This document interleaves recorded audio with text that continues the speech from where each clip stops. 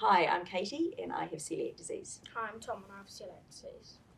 Hi, I'm Professor Andrew Day and I'm a paediatric gastroenterologist, and I look after and diagnose children and adolescents with celiac disease. And I'm also a member of, or actually chair the Medical Advisory Committee for Coeliac New Zealand. So what triggers celiac disease? So celiac disease is where the cereal proteins get through, or the toxic parts, the bad parts of those cereal proteins can get through the lining of the gut and then trigger the immune system to cause damage to the gut.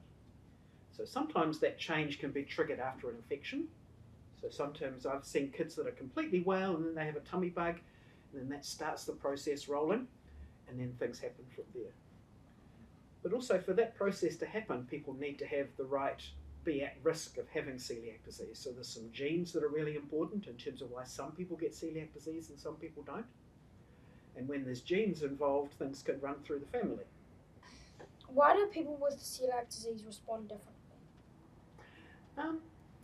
So there's a whole lot of different things that celiac disease can lead to in terms of, so some people can have diarrhea, some people can have tummy pain, some people can have mouth ulcers, some people can have none of those and not have any symptoms. It's very variable.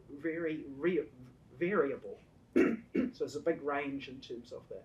It's not exactly clear why there's so much difference in terms of symptoms. So some people can have the same amount of damage in their gut, but some people can have diarrhea and some people don't. And it's not really clear why.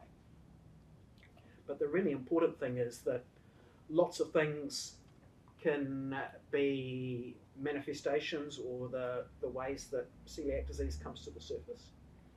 And that's what I talk about with young doctors and people that are looking out for celiac disease, that it's really important to think broadly in terms of, yes, we worry about people with tummy pain or diarrhea, but there's also a whole lot of other things that can be signs of celiac disease as well.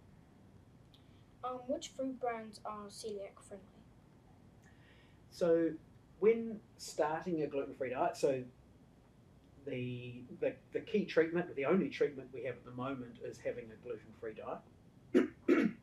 And with starting a gluten-free diet, it's really important to learn what foods are gluten-free and what aren't.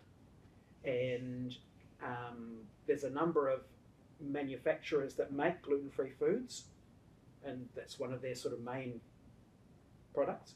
But there's other people or other manufacturers that might make